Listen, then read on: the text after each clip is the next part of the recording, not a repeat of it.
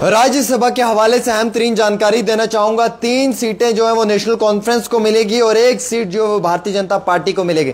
इस बार कौन कौन से नेशनल कॉन्फ्रेंस के फेसेस रहेंगे और बीजेपी किसको जो है वो राज्यसभा में मौका देगी, वहीं जानकारी के मुताबिक इत्तला निकल कर आ रही है दारुल हुकूमत दिल्ली में भी जो है वो मीटिंग्स का सिलसिला शुरू हो जाएगा इसी बड़े फैसले के लिए। और जम्मू कश्मीर के वजीर आला उमर अब्दुल्ला की जो कैबिनेट है या जम्मू कश्मीर के जो वजीर आला उमर अब्दुल्ला हैं, इनके जो करीबी साथी हैं उनके साथ बैठकर इस चीज़ के ऊपर डिस्कशन होगी।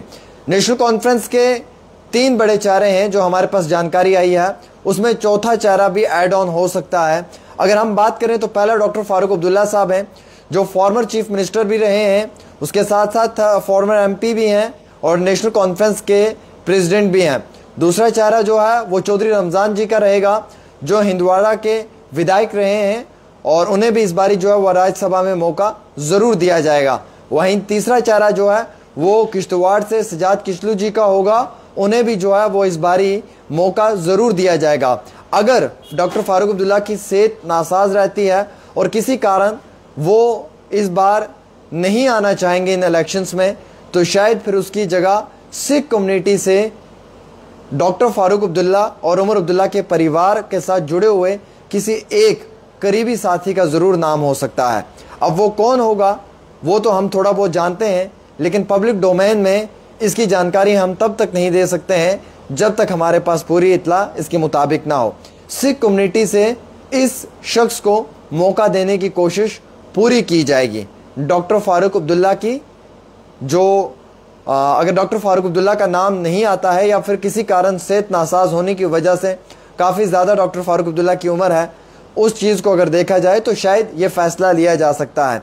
और ये डॉक्टर फारूक अब्दुल्ला के ख़ानदान के बहुत करीबी माने जाते हैं। उमर अब्दुल्ला के साथ काफ़ी तस्वीरें भी इनकी देखने को आपको मिली हैं और काफ़ी वक्त भी इस ख़ानदान के साथ इन्होंने गुजारा है अपना। वहीं भारतीय जनता पार्टी की अगर बात करें तो फॉर्मर जो जम्मू कश्मीर के प्रेसिडेंट रहे हैं बीजेपी के, रविंदर रैना, उनका नाम चल रहा है। 7 साल मुसलसल वो प्रेसिडेंट की पोस्ट पे रहे। जम्मू कश्मीर के अंदर बड़ा उन्होंने बेहतरीन काम किया। उन 7 सालों के अंदर काफ़ी बड़े बड़े चेहरों ने जो है वो बीजेपी को ज्वाइन किया। जैसे आपको मालूम है कि सुरजीत सिंह सलाथिया साहब थे, दविंदर सिंह राणा साहब थे, उसके साथ साथ जो शाम लाल शर्मा जी थे और भी कई बड़े जो नेता हैं वो उनके ही टेनवर में भारतीय जनता पार्टी को ज्वाइन कर रहे थे और जो भारतीय जनता पार्टी को ज्वाइन भी करवाया।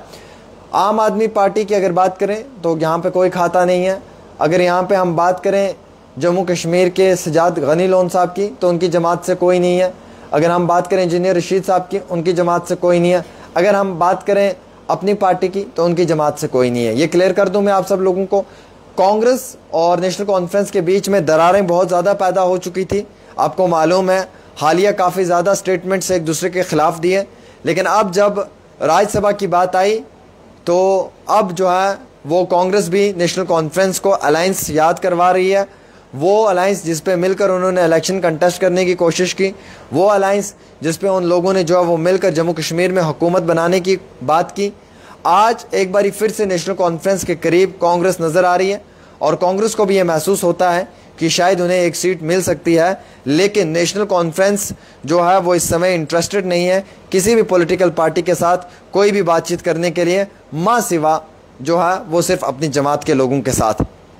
मैं आपको ये क्लियर करना चाहूँगा, कांग्रेस की भी ये कोशिशें हैं कि उन्हें भी जो है वो मौका दिया जाए, लेकिन यहाँ पे कांग्रेस को मौका मिलना अब मुश्किल नहीं नामुमकिन है, क्योंकि कांग्रेस ने अपनी जानिब से हर वो मुमकिन कोशिश की है कि वो एक बारी फिर से नेशनल कॉन्फ्रेंस के साथ अपने ताल्लुकात को बेहतर करें। और जब से ये अनाउंसमेंट हुई है तब से ज़्यादा ही ताल्लुकात को बेहतर करने की कोशिश की है, जब से ये राज्यसभा की बात चली है। लेकिन अभी नेशनल कॉन्फ्रेंस कांग्रेस की किसी भी बात को इंटरटेन नहीं कर रही है, किसी भी बात पे गौर या फिक्र करने की कोशिश नहीं कर रही है। डॉक्टर फारूक अब्दुल्ला जो है वो एक चेहरा है नेशनल कॉन्फ्रेंस का। अगर डॉक्टर फारूक अब्दुल्ला की सेहत ठीक रहती है तो यकीनन तौर उनको भेजा जाएगा इस चीज़ के लिए। अगर डॉक्टर फारूक अब्दुल्ला की सेहत नासाज रहती है तो डॉक्टर फारूक अब्दुल्ला की जगह पे जो है वो जम्मू से शायद रतन लाल गुप्ता जी को भी या फिर अजय सदोत्रा जी को भी या फिर जो है वो शमी ओबरॉय जी को भी मौका मिल सकता है। यह हमारे पास तफसीलात आई हैं, आप इनको इनकार नहीं कर सकते हैं।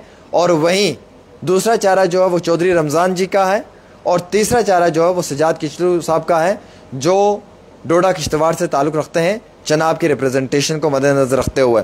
बीजेपी से डॉक्टर निर्मल सिंह साहब हैं, भारतीय जनता पार्टी के रविंद्र रैना साहब हैं, उसके साथ साथ जो है वो सुनील सेठी साहब हैं। तो ये 3 चेहरे जो हैं वो बीजेपी के रहेंगे। इन 3 चेहरों में से किसी एक को जो है वो मौका ज़रूर दिया जाएगा। क्या वो रविंद्र रैना को मौका मिलता है, वो डॉक्टर निर्मल सिंह साहब को मौका मिलता है, वो सुनील सेठी साहब को मौका मिलता है, या फिर वो किसी और को भी मौका मिल सकता है।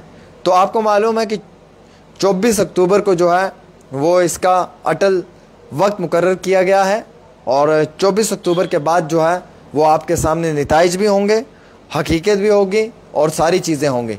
तो फिलहाल राज्यसभा के इलेक्शंस के लिए जम्मू कश्मीर के अंदर जो है वो 4 सीटें वैकेंट हैं, जिनमें कि 3 सीटें नेशनल कॉन्फ्रेंस की हैं और 1 सीट भारतीय जनता पार्टी की है। मैंने आपको विस्तार के साथ बताया और ये प्रॉपर चीज़ें आपको समझाई सुनाई। अब इसके बाद जो है वो आप इसके ऊपर ज़रूर जो अपनी राय दे सकते हैं।